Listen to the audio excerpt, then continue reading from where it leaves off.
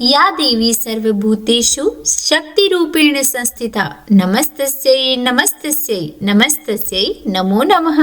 जय माता दी। आप सभी का मेरे YouTube चैनल की कथा टीवी पर स्वागत है। माता रानी की कृपा सदा हम पर, आप पर और आपके पूरे परिवार पर बनी रहे। गुप्त नवरात्रि की नवमी तिथि के दिन महाविद्या मातंगी देवी की पूजा अर्चना की जाती है। मातंगी देवी को प्रकृति और वाक शक्ति की देवी माना गया है। मातंगी देवी इंद्रजाल और हर प्रकार के जादू टोने के प्रभाव को नष्ट करती है और पौराणिक मान्यताओं के अनुसार मातंगी माता को भगवान शिव की शक्ति बताया गया है। अब देखिए, भगवान शिव का एक नाम है मतंग, तो इस कारण भी माँ का यह रूप मातंगी के नाम से जाना जाता है। गृहस्थ जीवन को सुखमय बनाने के लिए और इसके साथ ही मनोवांछित फल की प्राप्ति के लिए महाविद्या मातंगी की पूजा की जाती है। देखिए, यहाँ पर एक बात मैं आपको बताना चाहूंगी कि महाविद्या माँ मातंगी देवी एकमात्र ऐसी देवी है जिनका व्रत नहीं रखा जाता और जिन्हें जूठन का प्रसाद अर्पित किया जाता है।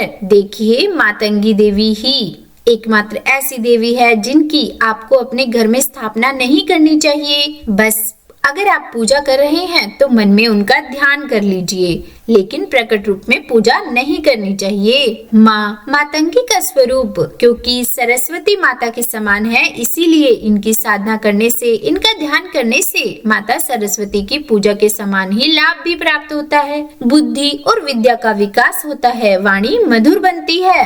माता के आशीर्वाद से कला और संगीत के क्षेत्र में भी उन्नति होती है। माता मातंगी के कुछ प्रसिद्ध नाम भी हैं, जैसे सुमुखी, लघु श्यामा या श्यामला, राज मातंगी, कर्ण मातंगी, चंड मातंगी, वैश्य मातंगी, मातंगेश्वरी आदि।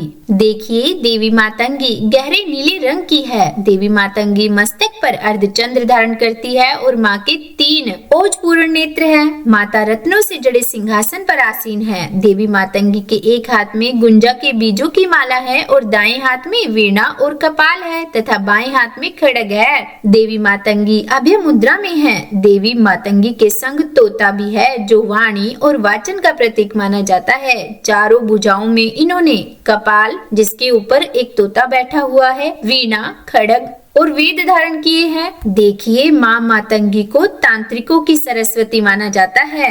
एक पौराणिक मान्यता के अनुसार कहा जाता है कि देवी मातंगी हनुमान जी और शबरी के गुरु मतंग ऋषि की पुत्री थी। मतंग ऋषि के यहाँ माता दुर्गा के आशीर्वाद से जिस कन्या का जन्म हुआ वह मातंगी देवी थी। अक्षय तृतीया या फिर कह लीजिए कि वैशाख महीने में शुक्ल पक्ष की जो तृतीया तिथि आती है उसको इनकी जयंती आती है। एक और कथा है जिसके अनुसार कहा जाता है कि एक बार भगवान श्री हरि और उनकी पत्नी लक्ष्मी जी भगवान शिव और देवी पार्वती से मिलने के लिए उनके निवास स्थान कैलाश पर्वत पर गए। भगवान श्री हरि भेंट के रूप में कुछ खाने की सामग्री भी लेकर गए और उन्होंने वो खाने की चीज भगवान शिव और माँ पार्वती को भेंट स्वरूप दी। भगवान शिव और माँ पार्वती ने उपहार स्वरूप प्राप्त वस्तुओं को खाया और जब वे भोजन कर रहे थे तो उनसे खाने के कुछ अंश नीचे धरती पर गिर गए और उन गिरे हुए भोजन के अंशों से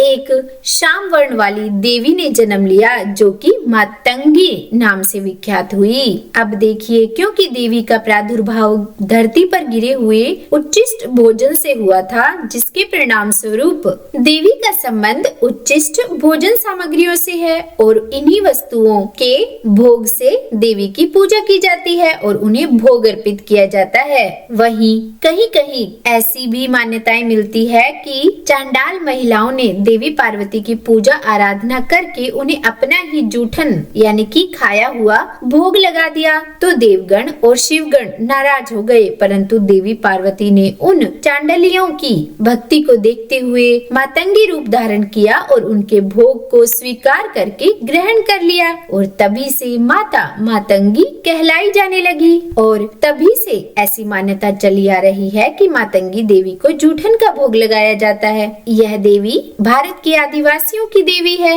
10 महाविद्याओं में से एक तारा और मातंग देवी की आराधना बौद्ध धर्म में भी की जाती है। बौद्ध धर्म में मातंगी देवी को मातागिरी कहा जाता है। तो बोलिए जय माता दी। उम्मीद है वीडियो में दी जानकारी आपको पसंद आई होगी। अगर वीडियो अच्छी लगी हो तो लाइक एंड शेयर कीजिएगा और चैनल पर नए हैं तो सब्सक्राइब भी कर ही दीजिएगा। और हाँ, कमेंट बॉक्स में जय माता दी भी जरूर लिखिएगा। तो बोलिए जय माता दी।